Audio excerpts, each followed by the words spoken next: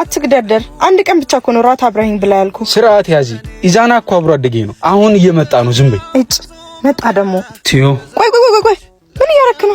እንድታገቢኝ የልጆቼ እናት ሚስቴ እንድትሆኝ ይፈልጋለሁ። ያማል እንዴ?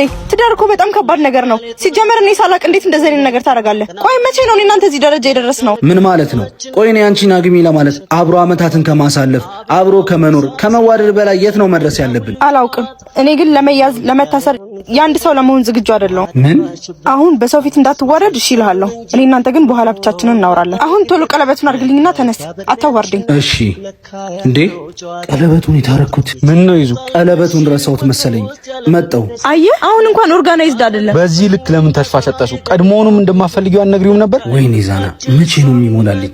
ምን ነው? ይዙ አስፈላጊ ቃረስቼ መጥቼ ነው። በእናትህ እኔ ሄድ ልምጣ። አይ ችግር የለም። በፈጣኑ ያንጎ ዲሊቨሪ እያስመጣው። ያንጎ ዲሊቨሪ አለው እንዴ? አዎ ያንጎ ኮ ዲሊቨሪ ጀምሯል። ምንም አይነት እቃዎችን ሆነ ምግቦችን ለመላክም ለመቀበልም ያንጎ ዲሊቨሪ መጠቀም ትችላለህ። ንብረታችሁ የት እንደደረሰም እዛው አፕሊኬሽኑ ላይ ትራክ ማድረግ ትችላለህ። በዛ ላይ ለመጀመሪያ 6 ጉዞዎች ደግሞ 20% ዲስካውንት አለ። እኔ ተስፋ አልሰጠሁትም። ወይ አብርሽ፣ ብዙ ጊዜ እሱን ምክንያት አድርጌ አንተን ለማግኘት ነው የምመጣው እንጂ እሱን ፈልጌው አይደለም። ኢዛና መደበሪያዬ ነው። አንቺ መጣ። ቶሎ አድርግልኝና ልሂድ፣ ቸኩላለሁ። ትቼዋለሁ። ለምን ሲባል የኔ እናት፣ አንቺ እድሜሽ ካለፈ በኋላ የሚቆጭሽ ብዙ ያልኖርሽው ልጅነት አለብሽ። እኔ ደግሞ ባል እንጂ አሳዳጊ ለመሆን ዝግጁ አይደለሁ። አብርሽ እንሂድ።